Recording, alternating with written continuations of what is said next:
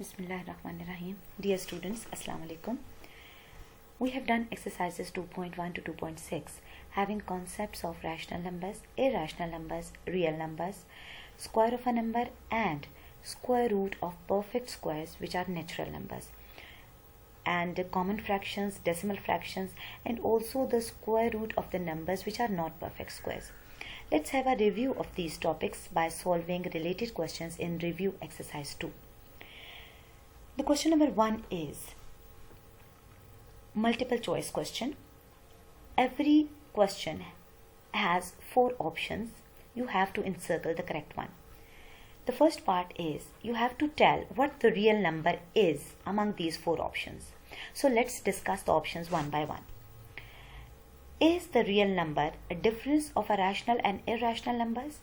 The answer is yes, but dear students, this option is not correct because let's have a look at this example. This is the sum of a rational and irrational number. Similarly, the difference of, if I take the difference of same rational and irrational number, 2 and square root of 3, it will always be an irrational number. And you know very well, the real numbers are rational and irrational both. So, the difference of a rational and irrational number will always be an irrational number. So, this option is not correct. Option B is intersection of rational and irrational numbers. As you know, students, that intersection of rational and irrational numbers is empty set. So this option is also not correct. So real number is union of rational and irrational numbers. As you know, this is the definition of set of rational numbers. So the option C is the correct option. Part 2 is which of the following is not true about square root of 81? Students, what is the square root of 81? Isn't it 9? Yes, it is. 9 is a natural number? Yes, it is a natural number, which is option A. Is 9 a whole number? Yes, it is a whole number, which is option B. Is 9 a rational number? Yes, it is a rational number, which is option C. But is 9 an irrational number? The answer is no. It is not an irrational number. So, option D is the correct option. Next one is, which of the following is a perfect square? Dear students, among these 4 options, when you will find the square root of every number, you will find that 2.56 is a perfect square. So, this is the correct option. In the next part, you have to find out square of 0.9, and you know very well that when you multiply 0.9 by 0.9, you will get 0.81. So option A is the correct option. In the next part, to find out the square of 7 over 9, you have to separate this power 2 on both numerator and denominator to get the correct option C, which is 49 divided by 81. In the next part, there is a summation pattern of natural numbers. As you can see, students, the highest natural number in this summation pattern is 8. So, this will become the square of 8. So, option A is the correct option. In the next part, you have to find out the area of a square whose side length is 0.5 meters. Students, what is the area of a square? Yes, it is square of the side length. So when you will find out the square of 0.5, you will get 0.25 meter square. As you know that area is written in squared units.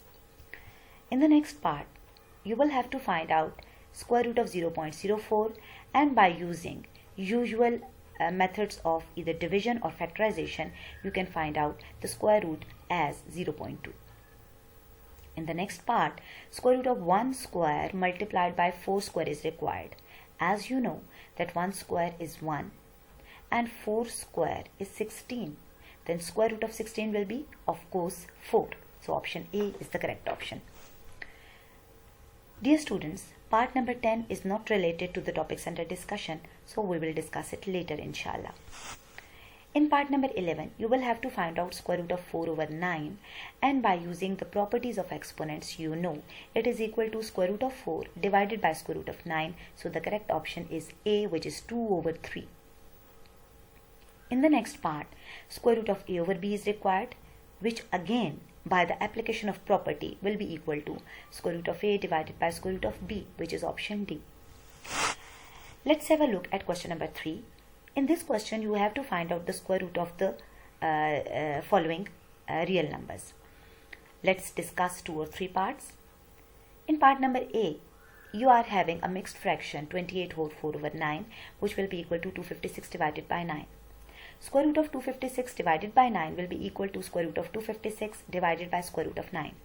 Students, you can use either of the methods to find out the square root, as the method is not mentioned.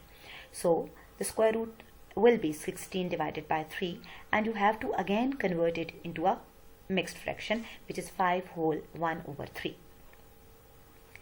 Now I will consider part number F, which is 152.7696. Remember students, the digits at the right hand side of a decimal fraction are paired from left to right, as you can see the direction of arrows, and the digits at the left side of the decimal point are paired from right to left, as you can see the direction of arrows.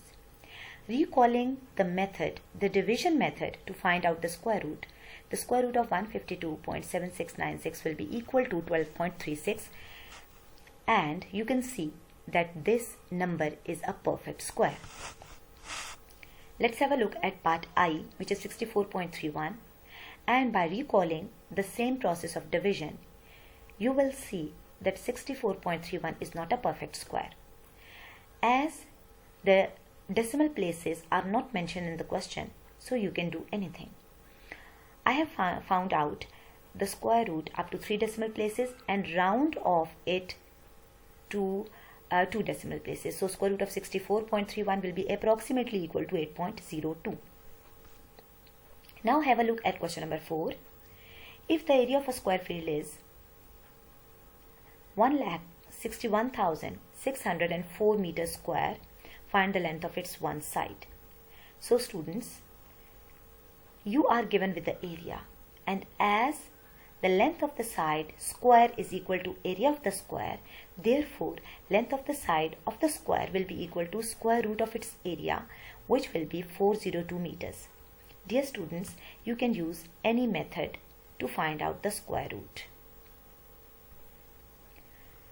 Now, what is the question number 5?